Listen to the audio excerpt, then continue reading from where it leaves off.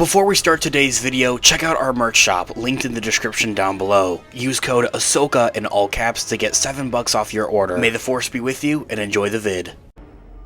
Hello there. This is where the fun begins. What's up guys, Unofficial Star Wars here. Hope you're all doing well, and in this video we are going to be discussing as of to why exactly the Acolyte isn't really liked. Why was the Acolyte cancelled, quote unquote, by Star Wars, quote unquote, fans.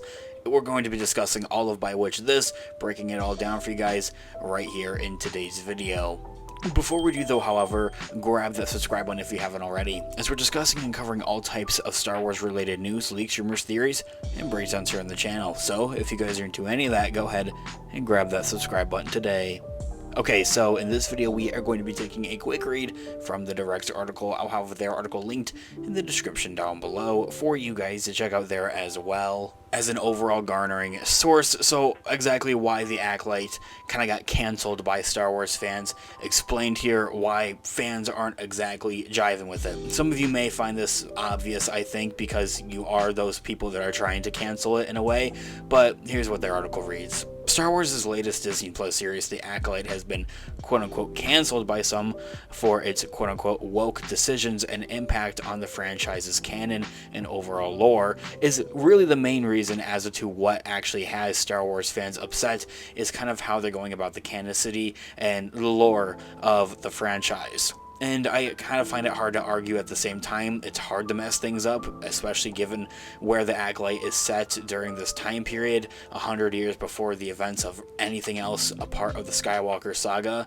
So there is that as well to kind of loom around and think about. Despite strong critic reviews with an 84% on Rotten Tomatoes, very solid, the Acolyte has debuted to a harsh reactions from fans with a record low audience score of just 14%. Of course, those are the statistics to it, but we can't pay attention to those exactly, really, at all, if I'm being honest or real with you guys, because it was review bombed, I think, as we also do know. So it is kind of difficult to say that, like, that's accurate if you really kind of get what I'm saying here. So exactly what are the four biggest issues with the Acolyte that fans do have? The first one is this, quote unquote, is that Star Wars has gone woke. The term woke has been increasingly thrown around with modern media, with many of them using it to criticize anything with a diverse cast of genders, races, sexualities, and disabilities, which the Acolyte does so happen to boast. Some have made this word woke critics of black actress Amandla Stenberg's leading role as a Force user twins of May and Osha. Meanwhile, others have also taken issues with her percentage, as she was born from the Force due with the magic of two women, who the Acolyte does imply to be lesbians all at the same time as well. There is some canonicity issues behind that, I think, is the main and real reason that people really have a problem with it, of that it kind of takes away from the idea of the chosen one being Anakin Skywalker, being the one that is truly the one that's kind of born from the Force. But besides that, there is that main point as well. The series show creator leslye Headland has also explained to the HollywoodReporter.com onto as of how, while it may seem that these characters are queer, their closeness would be quite natural due to the all-female nature of their community at the same time as well, and isn't exactly labeling them as lesbians, even though that's kind of what the show is implying, or kind of like just how it looks. She says this more in quote, "They're in a martial society. As a gay woman, I knew it would read that their sexuality is simply queer, but there also aren't any men in their community around. So a closeness between the two of them would be quite natural, honestly. It seemed plot driven as well. I would say it's really just reductive to call them lesbians. I think it means you're not really paying attention to the story at its heart." Ending that quote right there. Seems that she herself is finding some issues with it, like kind of how fans are taking it. They're kind of taking it out of the wrong context, essentially, as I had mentioned. Moving forward, though, the other big issue that fans do have with the Acolyte thus far, as I kind of touched on there, is Anakin Skywalker's significance kind of being ruined in a way almost. I don't think it ruins it necessarily like that, but it definitely kind of takes away or tries to play around with it maybe a little bit too much and crossing that line. As the chosen one who's brought balance to the Force, Anakin Skywalker is undeniably one of the most important players within a galaxy far, far away, especially as he took a leading role through much of the Skywalker saga. In The Phantom Menace, Anakin's mother, Shmi, had told Qui-Gon Jinn that there was no father, and it was heavily implied that he was born as a creation of the Force to destroy the Sith and bring about balance. That was his pure creation, his purpose.